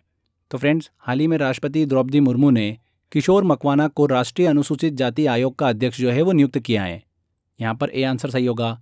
किशोर मकवाना की बात करें तो राष्ट्रीय अनुसूचित जाति आयोग के पूर्व अध्यक्ष जो विजय सांपला हैं उनके स्थान पर इन्हें नियुक्त किया गया है। गुजरात राज्य से आते हैं ये किशोर मकवाना। इन्होंने प्रधानमंत्री नरेंद्र मोदी के ऊपर एक बुक भी लिखी है, Modi a common man's PM. ये इनके द्वारा लिखी गई एक बुक है। ये भी इंपॉर्टेंट है, ध्यान रखिएगा इस चीज़ को। यहाँ पर राष्ट्रीय अनुसूचित जाति आयोग की बात करें तो ये एक संवैधानिक आयोग है। इसका उद्देश्य क्या है? अनुसूचित जाति के सामाजिक, शैक्षणिक और आर्थिक और सांस्कृतिक हितों को बढ़ावा देना। यहाँ पर हमारे संविधान के 65वें संविधानिक संशोधन अधिनियम 1990 द्वारा संविधान के अनुच्छेद 338 के तहत अनुसूचित जाति और अनुसूचित जनजाति आयोग को संवैधानिक दर्जा जो है वो दिया गया है। हमारे ही संविधान के 89वें संविधानिक संशोधन अधिनियम 2003 के द्वारा 2004 में अनुसूचित जाति और अनुसूचित जनजाति आयोग को अलग अलग करके 2 आयोग जो है वो बनाए गए हैं। उसी में से राष्ट्रीय अनुसूचित जाति आयोग का अध्यक्ष जो है हाल ही में किसे नियुक्त किया गया है? किशोर मकवाना को नियुक्त किया गया है। नेक्स्ट क्वेश्चन लेते हैं, हाल ही में किसने पाकिस्तान के 14वें राष्ट्रपति के रूप में शपथ ली है? किसने ली है फ्रेंड्स? पाकिस्तान में हुए देखिए राष्ट्रपति चुनाव में आसिफ अली जरदारी ने महमूद खान को हराकर पाकिस्तान के 14वें राष्ट्रपति के रूप में शपथ ली है। यहाँ पर आसिफ अली जरदारी, बी आंसर सही होगा। आसिफ अली जरदारी की बात करें तो ये राष्ट्रपति के तौर पर इनका दूसरा कार्यकाल है। इससे पहले 2008 से 2013 तक राष्ट्रपति के 11वें राष्ट्रपति के रूप में भी काम कर चुके हैं। ध्यान रखिएगा यहाँ पर आसिफ अली जरदारी, बी आंसर।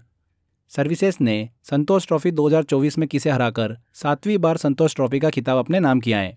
तो संतोष ट्रॉफी 2024 का जो फाइनल खेला गया था वो सर्विसेज और गोवा के बीच में खेला गया था और सर्विसेज ने गोवा को 1-0 से हराकर 7वीं बार संतोष ट्रॉफी का खिताब जो है वो अपने नाम किया है। किसे हराकर? गोवा को। सर्विसेज की तरफ से एकमात्र गोल जो है पीपी शकील के द्वारा किया गया। संतोष ट्रॉफी का ये इस बार का 77वां संस्करण था जिसका आयोजन जो है वो कहाँ पर किया गया था? अरुणाचल प्रदेश में। कुल 38 टीम ने पार्टिसिपेट किया था और विजेता कौन रहा है? सर्विसेज रहा है। अगर हम संतोष ट्रॉफी की सबसे सफल टीम की बात करें तो वो कौन सी है? पश्चिम बंगाल है, जिसने 32 बार खिताब जो है वो अपने नाम कर रखा है। संतोष ट्रॉफी जो है ये एक अंतर्राज्यीय राष्ट्रीय फुटबॉल प्रतियोगिता होती है जिसकी शुरुआत 1941 में हुई थी। किसके द्वारा इसका आयोजन किया जाता है? अखिल भारतीय फुटबॉल महासंघ के द्वारा इसका आयोजन किया जाता है। ध्यान रखिएगा, संतोष ट्रॉफी 2024 का खिताब जो है वो सर्विसेज ने अपने नाम किया है। नेक्स्ट क्वेश्चन की तरफ चलते हैं। मार्च 2024 में Stockholm International Peace Research Institute द्वारा जारी किए गए आंकड़ों के अनुसार दुनिया का सबसे बड़ा हथियार आयातक देश कौन सा है? तो फ्रेंड्स, हाल ही में हथियार और आयात निर्यातक देश से संबंधित आंकड़ों की रिपोर्ट जो है वो जारी की गई है। इस रिपोर्ट में अगर हम कुछ इंपॉर्टेंट बातों को डिस्कस करें तो हथियार आयातक देश में भारत का नाम देखिए सबसे पहले आता है। भारत जो है वो दुनिया का सबसे बड़ा हथियार आयातक देश है, मतलब इंपोर्टर है। भारत में 2014 से लेकर 18 की तुलना में 2019-2023 के बीच में हथियार आयात में लगभग 4.7% की वृद्धि हुई है। रूस ऐसी कंट्री है जो कि भारत का मुख्य हथियार आपूर्ति करता है। 36% हथियारों की आपूर्ति जो है वो रूस अकेला भारत को करता है। हथियार आयातक देशों की सूची में दूसरे स्थान पर सऊदी अरब है और तीसरे स्थान पर कतर देश है। अगर हम हथियार निर्यातक देशों की बात करें, एक्सपोर्टर की बात करें, तो 2019 से लेकर 2023 के मध्य में अमेरिका जो देश है वो दुनिया का सबसे बड़ा हथियार निर्यातक देश है, दूसरे नंबर पर फ्रांस आता है और तीसरे नंबर पर रूस आता है। यहाँ पर फ्रेंड्स हथियार आयातक देश की बात हो रही है तो भारत का नाम पहले नंबर पर, बी आंसर। अगला क्वेश्चन आता है, निम्न में से किस आर्किटेक्ट को प्रित्जकर आर्किटेक्चर पुरस्कार 2024 दिया गया है? तो प्रित्जकर आर्किटेक्चर पुरस्कार जो है ये किसे दिया गया है? जापान के वास्तुकार हैं रिकेन यामामोटो, डी आंसर यहाँ पर सही होगा। आर्किटेक्चर पुरस्कार की बात करें तो फ्रेंड्स आर्किटेक्चर क्षेत्र का ये सर्वोच्च अंतर्राष्ट्रीय पुरस्कार है। इसे आर्किटेक्चर नोबेल के नाम से भी जाना जाता है। इसकी शुरुआत कब हुई थी? 1979 में हुई थी। प्रित्जकर आर्किटेक्चर पुरस्कार की बात करें तो सबसे पहली बार ये खिताब जो है फिलिप जॉनसन ने जीता था। पिछले साल 2023 में सर डेविड चिपरफील्ड के द्वारा देखिए ये खिताब जो है वो जीता गया था। पहले भारतीय विजेता की बात करें तो वो कौन है? बालकृष्ण दोषी हैं, जिन्हें 2018 में प्रित्जकर आर्किटेक्चर पुरस्कार जो है वो दिया गया था।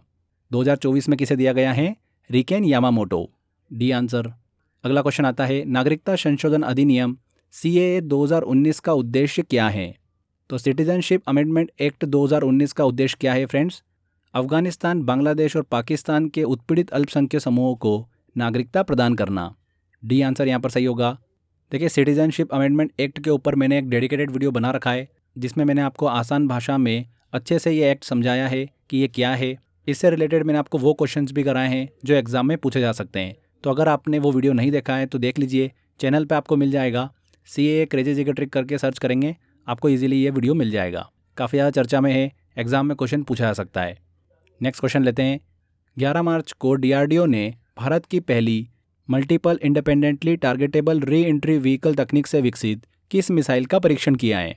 तो फ्रेंड्स हाल ही में DRDO ने अग्नि 5 मिसाइल का सफल परीक्षण किया। ये भारत की पहली multiple independently targetable re entry vehicle तकनीक से विकसित हैं। अग्नि 5 मिसाइल का परीक्षण जो है मिशन दिव्यास्त्र के तहत किया गया है। काफ़ी ज़्यादा चर्चा में है ये, ध्यान रखिएगा। अग्नि 5 मिसाइल का परीक्षण किया गया। यहाँ पर हमने एक टेक्नोलॉजी डिस्कस करी, multiple independently targetable re entry vehicle. तो ये टेक्नोलॉजी होती क्या है, इसको हम समझते हैं। इस तकनीक के द्वारा एक ही साथ कई मिसाइल को अलग अलग टारगेट पर हिट किया जा सकता है। ऐसा छठा देश है जिसने इस टेक्नोलॉजी का इस्तेमाल किया है। भारत से पहले अमेरिका, चीन, यूनाइटेड किंगडम, फ्रांस और रूस जो है वो इस तकनीक का उपयोग करता आ रहा है। ध्यान रखिएगा, भारत की पहली multiple independently targetable re entry vehicle तकनीक से विकसित अग्नि 5 मिसाइल का सफल परीक्षण जो है हाल ही में किया गया। अगला क्वेश्चन लेते हैं। चर्चित स्थान टोंकिन की घाटी किस महासागर में स्थित है? तो हाल ही में चीन ने टोंकिन की खाड़ी के उत्तरी भाग में एक नई क्षेत्रीय बेसलाइन जो है वो घोषित करी है, जिसकी वजह से ये काफ़ी ज़्यादा सुर्खियों में है। ये बेसलाइन जो है ये वियतनाम के साथ एक साझा क्षेत्र है, जिसके कारण संभावित क्षेत्रीय विवाद जो है वो बढ़ सकता है, इसीलिए काफ़ी ज़्यादा सुर्खियों में है। टोंकिन की खाड़ी की बात करें तो ये प्रशांत महासागर के दक्षिण चीन सागर में स्थित एक अर्धचंद्राकार खाड़ी है। 1964 में वियतनाम युद्ध के दौरान टोंकिन की खाड़ी की घटना के कारण टोंकिन की खाड़ी जो है वो काफ़ी ज़्यादा चर्चा का विषय बनी थी। ध्यान रखिएगा फ्रेंड्स, कहाँ पर स्थित है ये? प्रशांत महासागर में, पैसिफिक ओशियन। नेक्स्ट क्वेश्चन लेते हैं। फरवरी 2024 महीने के लिए ICC men's player of the month award किसने जीता है? तो फरवरी ICC men's player of the month की घोषणा की गई। मेंस कैटेगरी में देखिए यशस्वी जायसवाल ने ये अवार्ड जो है वो अपने नाम किया है। इंग्लैंड के खिलाफ इनके शानदार प्रदर्शन के लिए यशस्वी जायसवाल को फरवरी 2024 महीने के लिए ICC men's player of the month का अवार्ड दिया गया। वहीं अगर हम वुमेन्स में बात करें तो एनाबेल सदरलैंड को, जो कि ऑस्ट्रेलिया की खिलाड़ी हैं, उनको साउथ अफ्रीका के खिलाफ शानदार प्रदर्शन के लिए फरवरी 2024 महीने के लिए ICC women's player of the month का खिताब जो है वो दिया गया है। दोनों चीज़ें दिमाग में रखिएगा, यहाँ पर बी आंसर बिल्कुल सही होगा, यशस्वी जायसवाल। प्रधानमंत्री नरेंद्र मोदी ने गुजरात के किस स्थान पर कोचरब आश्रम का उद्घाटन किया है? तो प्रधानमंत्री हाल ही के दिनों में गुजरात दौरे पर थे, वहाँ पर इन्होंने साबरमती में कोचरब आश्रम का उद्घाटन किया। कहाँ पर? साबरमती में। इसी के साथ साथ इन्होंने गांधी आश्रम स्मारक के मास्टर प्लान का भी शुभारंभ किया है। कोचरब आश्रम को गुजरात विद्यापीठ द्वारा एक स्मारक और पर्यटन स्थल के रूप में संरक्षित किया गया है। आधुनिक तकनीकों का उपयोग करके महात्मा गांधी के सम्मान और अन्य ऐतिहासिक दस्तावेजों को यहाँ पर संरक्षित किया गया है। इस आश्रम को फिर से शुरू करने का उद्देश्य क्या है कि गांधी जी के जो विचार हैं उनको जन जन तक पहुँचाना। कोचरब आश्रम की जो स्थापना थी ये 1915 में की गई थी। इसी को फिर से रीमॉडिफिकेशंस करके प्रधानमंत्री द्वारा इनॉग्रेट किया गया। ये महात्मा गांधी द्वारा स्थापित भारत में पहला आश्रम था। ध्यान रखिएगा, कोचरब आश्रम। कहाँ पर? साबरमती में इसको इनॉग्रेट किया गया। नेक्स्ट क्वेश्चन लेते हैं। मुंबई ने किस टीम को हराकर रणजी ट्रॉफी 2023-24 का खिताब अपने नाम किया है? तो फ्रेंड्स रणजी ट्रॉफी 2023-24 की बात करें तो ये इस बार का 89वां एडिशन था इसका रणजी ट्रॉफी का। इसका जो फाइनल हुआ था वो मुंबई और विदर्भ के बीच में हुआ था। कहाँ पर खेला गया था? मुंबई में। और मुंबई ने विदर्भ को हराकर 42वीं बार रणजी ट्रॉफी का खिताब जो है वो अपने नाम किया है। ध्यान रखिएगा, विदर्भ को हराकर। सी आंसर यहाँ पर सही होगा। रणजी ट्रॉफी की बात करें तो भारत की एक घरेलू क्रिकेट प्रतियोगिता है जिसकी शुरुआत जो है 1934-35 में की गई थी। बीसीसीआई जो है इसका आयोजन करता है। पिछली बार रणजी ट्रॉफी 2022-23 का खिताब जो है वो किसने जीता था? सौराष्ट्र ने जीता था। और 2023-24 का खिताब जीता है मुंबई ने। ठीक है, ध्यान रखिएगा इस चीज़ को। नेक्स्ट क्वेश्चन आता है, केंद्रीय खेल मंत्री अनुराग सिंह ठाकुर ने राष्ट्रीय कार्यक्रम कीर्ति का शुभारंभ किया। कीर्ति का पूर्ण रूप क्या है? तो फ्रेंड्स कीर्ति का पूर्ण रूप है यहाँ पर खेलो इंडिया राइजिंग टैलेंट आइडेंटिफिकेशन। हाल ही में केंद्रीय खेल मंत्री अनुराग ठाकुर ने इस कार्यक्रम को लॉन्च किया है। इसका उद्देश्य क्या है? 9 से 18 वर्ष के आयु के एथलीटों की पहचान करना। इस कार्यक्रम से जुड़ने के लिए 9 से 18 वर्ष के युवाओं को माई भारत प्लेटफॉर्म पर रजिस्ट्रेशन करना होगा। ध्यान रखिएगा, राष्ट्रीय कार्यक्रम कीर्ति का पूर्ण रूप क्या है? खेलो India rising talent identification. Next question लेते हैं, ग्लोबल इंटेलेक्चुअल प्रॉपर्टी इंडेक्स 2024 में भारत की रैंक क्या है? इंपॉर्टेंट क्वेश्चन है। हाल ही में यूएस चैम्बर ऑफ कॉमर्स द्वारा 28 फरवरी को ग्लोबल इंटेलेक्चुअल प्रॉपर्टी इंडेक्स का 12वां संस्करण जो है वो जारी किया है। इस सूचकांक में भारत को 55 देशों में से 42वें स्थान पर रखा है। भारत की रैंक क्या रही है? 42। इंपॉर्टेंट है, सी आंसर बिल्कुल सही होगा। अगर हम इस इंडेक्स में टॉप 3 देशों की बात करें तो पहले स्थान पर यूनाइटेड स्टेट को रखा गया है, दूसरे स्थान पर यूनाइटेड किंगडम को और तीसरे स्थान पर रखा गया है फ्रांस को। फ्रेंड्स आगे बढ़ने से पहले आप सभी के लिए एक इंपॉर्टेंट अपडेट है। जिन स्टूडेंट्स ने रूट एप्लीकेशन को डाउनलोड कर रखा है तो फ्रेंड्स आपको फिर से एक नई अपडेटेड रूट एप्लीकेशन को डाउनलोड करना होगा। फ्यूचर में जो भी इंपॉर्टेंट अपडेट्स आने वाले हैं, जो भी इंफॉर्मेशंस आने वाली है, नया नया स्टडी मटेरियल जो आने वाला है, उसका अपडेट जो है वो आपको नई वाली रूट एप्लीकेशन पर ही देखने को मिलेगा। इसके लिए आपको क्या करना होगा? वे स्टूडेंट्स जिन्होंने अभी तक रूट एप्लीकेशन को डाउनलोड कर रखा है वो अपनी रूट एप्लीकेशन को अनइंस्टॉल कर ले। डिस्क्रिप्शन बॉक्स और कमेंट बॉक्स में मैंने लिंक दे रखा है, वहाँ पर क्लिक कर उस रूट एप्लीकेशन को डाउनलोड कर लीजिए। सेम मोबाइल नंबर से लॉगिन कर लीजिएगा जो आपने पहले लॉगिन कर रखा था। इसके बाद आपको फ्यूचर में कभी भी इशू नहीं आएगा। अब वे स्टूडेंट जिन्होंने अभी तक रूट एप्लीकेशन डाउनलोड नहीं करी है तो वो सीधे डिस्क्रिप्शन बॉक्स में जो मैंने लिंक दे रखा है उस पर क्लिक कर रूट एप्लीकेशन डाउनलोड कर सकते हैं। तो एक काफ़ी इंपॉर्टेंट अपडेट है आप सभी के लिए, इस चीज़ को आप ज़रूर कर लीजिएगा। चलिए आगे बढ़ते हैं। अगला क्वेश्चन आता है, भारत के किस शहर में दुनिया की पहली वैदिक घड़ी की स्थापना की गई है? तो दुनिया की पहली वैदिक घड़ी की स्थापना की गई है मध्य प्रदेश के उज्जैन शहर में। प्रधानमंत्री नरेंद्र मोदी द्वारा 1 मार्च को इसका उद्घाटन किया गया। वैदिक घड़ी की स्थापना जो है जीवाजी वेधशाला में की गई है। यह वैदिक घड़ी वैदिक हिंदू पंचांग, ग्रहों की स्थिति, ज्योतिष गणना, भविष्यवाणियों से संबंधित जानकारी, इन सब की इन्फॉर्मेशन जो है वो प्रदान करती है। ये जो घड़ी है ये भारतीय मानक समय और ग्रीनविच मीन टाइम जो होता है उन दोनों को बताती हैं। ध्यान रखिएगा, दुनिया की पहली वैदिक घड़ी की स्थापना कहाँ पर की गई? मध्य प्रदेश के उज्जैन में। अगला क्वेश्चन आता है, निम्न में से कौन सी यूनिवर्सिटी ने 4th खेलो इंडिया यूनिवर्सिटी गेम 2023 जीता है? किसने जीता है फ्रेंड्स? चंडीगढ़ यूनिवर्सिटी ने 4th खेलो इंडिया यूनिवर्सिटी गेम 2023 जो है वो अपने नाम किया है। 4th खेलो इंडिया यूनिवर्सिटी गेम की बात करते हैं, 19 फरवरी से लेकर 29 फरवरी के बीच में इसका आयोजन किया गया। कहाँ पर? असम के गुवाहाटी में। देश की कुल मिलाकर 213 यूनिवर्सिटी ने इसमें पार्टिसिपेट किया था और कुल 16 स्पोर्ट्स जो है उसमें खेले गए थे। ध्यान रखिएगा, चंडीगढ़ यूनिवर्सिटी जो है ये पहले नंबर पर रही है। 32 गोल्ड, 18 सिल्वर और 21 ब्रॉन्ज मेडल के साथ कुल मिलाकर 71 पदक जो है वो अपने नाम किए हैं। ठीक है, चलिए आगे बढ़ते हैं। सैक्रेनी उत्सव किस राज्य में आयोजित किया गया? तो फ्रेंड्स हाल ही में नागालैंड के छोटा हॉर्नबिल जनजाति उत्सव के रूप में सैक्रेनी उत्सव को सेलिब्रेट किया गया है। सैक्रेनी उत्सव की बात करें तो नागालैंड की अंगामी जनजाति द्वारा मनाया जाने वाला एक सबसे बड़ा उत्सव है। ये एक 10 दिवसीय उत्सव है। इसे पवित्रीकरण और शुद्धिकरण का त्यौहार भी माना जाता है। इस त्यौहार के दौरान एक बहुत ही इंटरेस्टिंग चीज़ देखी जाती है, ठेकरा। ठेकरा जो होता है ये एक पारंपरिक गीत है जो कि गांव के युवाओं के द्वारा इस उत्सव के दौरान गाया जाता है। ध्यान रखिएगा फ्रेंड्स, सैक्रेनी उत्सव जो है ये किस राज्य का प्रमुख त्यौहार है? नागालैंड का। हाल ही में सेलिब्रेट किया गया, इसलिए ध्यान रखिएगा। देश का पहला हाइड्रोजन हब पोर्ट किस राज्य में स्थापित किया गया है? तो फ्रेंड्स हाल ही में ही प्रधानमंत्री नरेंद्र मोदी ने तमिलनाडु के थूथुकुडी में 17,300 करोड़ रुपए के इस प्रोजेक्ट की नींव रखी है। हरित हाइड्रोजन हब की बात कर रहे हैं हम, तो फ्रेंड्स राष्ट्रीय हरित हाइड्रोजन मिशन के तहत इसे विकसित किया जा रहा है, जहां पर हरित हाइड्रोजन का उत्पादन किया जाएगा, जिसका इस्तेमाल जो है ईंधन के रूप में किया जाना है। ध्यान रखिएगा, देश के पहले हाइड्रोजन हब पोर्ट की नींव जो है वो कहाँ पर रखी गई है? तमिलनाडु में।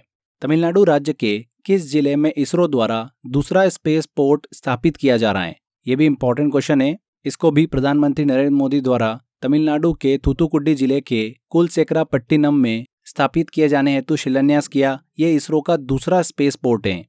कहाँ पर? तमिलनाडु के थूथुकुडी जिले के कुलसेकरापट्टिनम में।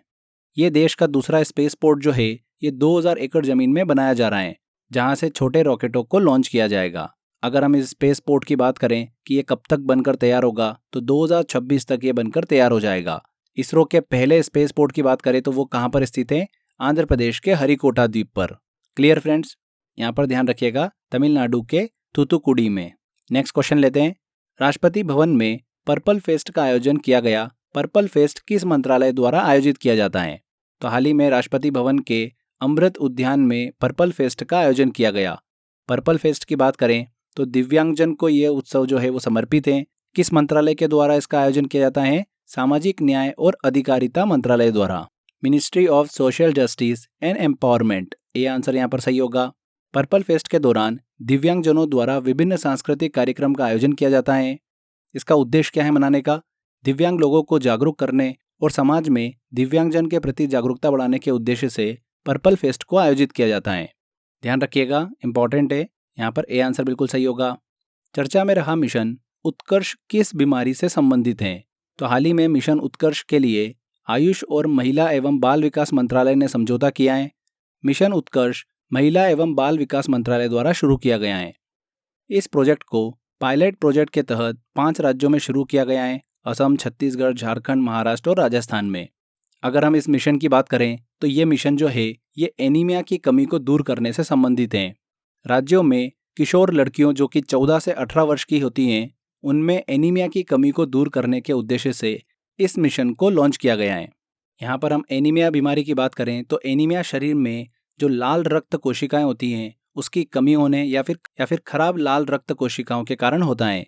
इस बीमारी के कारण शरीर के विभिन्न अंगों में ऑक्सीजन की पहुंच जो है वो कम हो जाती है, जिसकी वजह से थकान, त्वचा का पीलापन होना, सांस फूलना, सर घूमना, दिल की धड़कन तेज हो जाना, ये सब इसके लक्षण जो है वो देखने को मिलते हैं।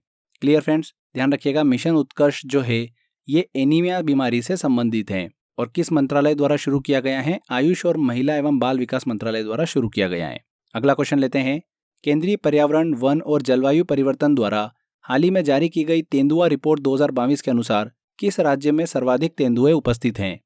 तो फ्रेंड्स, भारत में तेंदुओं की स्थिति रिपोर्ट जो है 2022 वो जारी की गई।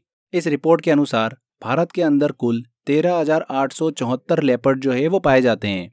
2018 में इनकी संख्या कितनी थी? 12,852 थी। सर्वाधिक तेंदुए वाले राज्यों की बात करें तो पहले नंबर पर मध्य प्रदेश का नंबर आता है, जहां पर 3,907 तेंदुए जो है वो पाए जाते हैं। सेकेंड नंबर पर महाराष्ट्र का नाम आता है और तीसरे नंबर पर कर्नाटक का आता है। तो ये सीक्वेंस जरूर ध्यान रखिएगा, मध्य प्रदेश, महाराष्ट्र और फिर कर्नाटक। क्लियर, यहाँ पर मध्य प्रदेश बिल्कुल सही आंसर होगा। नेक्स्ट क्वेश्चन लेते हैं। Book basic structure and Republic किसके द्वारा लिखी गई है? किसके द्वारा लिखी गई है फ्रेंड्स? ये पीएस श्रीधरन पिल्लई के द्वारा। हाल ही में गोवा के जो गवर्नर हैं पीएस श्रीधरन पिल्लई, उनके द्वारा इस बुक को लिखा गया है। ये बुक जो है गणतंत्र भारत के स्ट्रक्चर, जो मूलभूत ढांचा है, उस पर बेस्ड है। ध्यान रखिएगा, बेसिक स्ट्रक्चर एंड रिपब्लिक जो है ये किसके द्वारा लिखी गई है? पीएस श्रीधरन पिल्लई के द्वारा। तो फ्रेंड्स, यहाँ पर हमारा देखिए मार्च मंथ के सभी इंपॉर्टेंट करंट अफेयर कंप्लीट होते हैं। आई होप आपने वीडियो को ध्यान से देखा होगा। अगर आपको मंथली करंट अफेयर का पीडीएफ डाउनलोड करना है तो आप हमारी crazy GK trick application download कर लीजिए, वहाँ पर आपको ऑप्शन मिल जाएगा। इसी के साथ साथ मैंने डिस्क्रिप्शन बॉक्स में भी लिंक दे रखा है, वहाँ पर क्लिक कर भी आप ज्वाइन कर सकते हैं। एंड फ्रेंड्स, स्पेशली आप सभी के लिए रेलवे की जो आने वाली वैकेंसीज है उनको ध्यान में रखकर रेलवे के लिए एक टारगेट बेच जो है वो प्लान किया गया है, जो कि 5 अप्रैल से स्टार्ट होने जा रहा है। आने वाले टाइम में हमको रेलवे में काफ़ी ज़्यादा देखिए भर्ती देखने को मिल रही है। तो सभी एग्जाम को ध्यान में रखते हुए रेलवे के लिए टारगेट बैच निकाला गया है, जो कि मात्र आप 499 रुपीज़ में ले सकते हैं। तो ज़्यादा से ज़्यादा एनरोल करिए, बहुत ही नॉमिनल कॉस्ट पर आपको ये कोर्स मिल रहा है। हम सभी लोग आपके लिए काफ़ी मेहनत कर रहे हैं, थोड़ा सा डेडिकेशन आप भी दिखाइए, 100% आपको सफलता मिलेगी। इस बैच को लेने के लिए जो लिंक है वो मैंने डिस्क्रिप्शन बॉक्स में दे रखा है, वहाँ पर क्लिक कर आप सीधे ये बैच ज्वाइन कर सकते हैं। तो फ्रेंड्स, आज के बाद इस वीडियो में इतना ही था। आई होप आपको वीडियो अच्छा लगा होगा। वीडियो अच्छा लगा है तो वीडियो को लाइक कर दीजिए, शेयर कर दीजिए और कमेंट करके ज़रूर बताइएगा कि वीडियो कैसा लगा। अगर आपने अभी तक चैनल को सब्सक्राइब नहीं करा है तो सब्सक्राइब भी कर लीजिए। मिलते हैं फ्रेंड्स अगले वीडियो में। Till then, bye bye.